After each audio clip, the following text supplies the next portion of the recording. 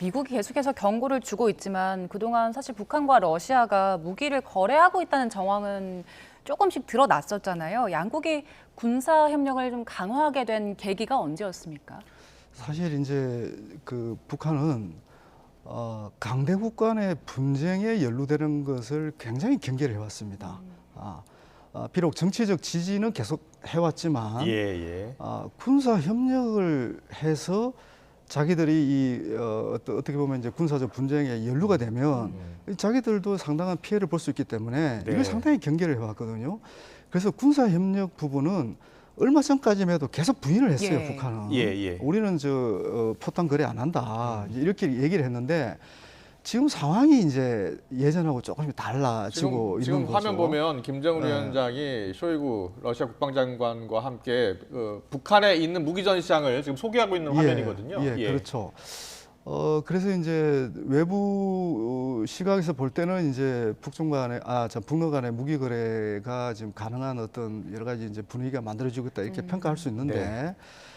사실 북한의 주요 무기들, 특히 미사일 같은 경우는 거의 그 구소련 기술에 의해서 지원을 받고 한 겁니다. 핵 관련 그 공장들, 기술들, 장비들도 그렇고 이미 그러니까 북한은 러시아하고의 군사 협력이 굉장히 익숙해져 있습니다. 네. 근데 이제 중간에 북한에 대한 제재가 워낙 그 고강도로 이루어져 왔고 그러다 보니까 이제 제가 기억하기로는 90년대 중반부터 이제 러시아하고의 무기 거래가 이제 또 군사 협력이 상당히 어떻게 뭐 중단되거나 이제 축소돼 왔죠. 그러니까 북한과 러시아 간의 군사 협력은 훨씬 오래된 어떤 역사와 그 협력의 어떤 기록들이 존재를 하는 겁니다. 지금은. 네. 심지어 근데 중간에 이제 강력한 제재 때문에 못했는데 지금 상황은 러시아하고 북한이 비슷한 처지가 돼버린 거예요. 예. 그러니까 군사 협력을 할 여지가 좀 열리고 있는 거예요. 그러니까. 그렇군요. 예, 그러다 보니까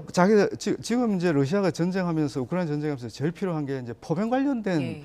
무기들, 네. 포탄들 실탄. 이런 거예요, 그죠? 근데 또 북한이 또 다행히도 이제 러시아가 볼 때는 다행히도 북한이 이런 쪽에 포병 쪽의 전력들이 또는 군사 장비들, 포탄 이런 것들이 지금까지 상당히 축적해 왔거든요. 그죠? 예. 이제 그러다 보니까 러시아가 이제 관심을 갖는 거죠. 근데 문제는 이제 이런 포탄들이 과거에는 이게 정확도가 떨어져서 사실은 좀 외면받기도 했다고 하더라고요. 네. 근데 또 요 최근 몇 년 사이에 보면 북한이 이제 그 미사일도 그렇고 각종 뭐 방사포라든지 이런 거에 대한 이런 무기들의 그 정확도가 굉장히 높아졌잖아요. 예. 위력이 네. 또 강해졌잖아요. 그러니까 위력과 정확도가 과거에 비해서 훨씬 강해진 거예요. 네. 그러니까 이제는 지금 그 노골적으로 이제 방산 세일즈를 하는 거죠, 지금. 네.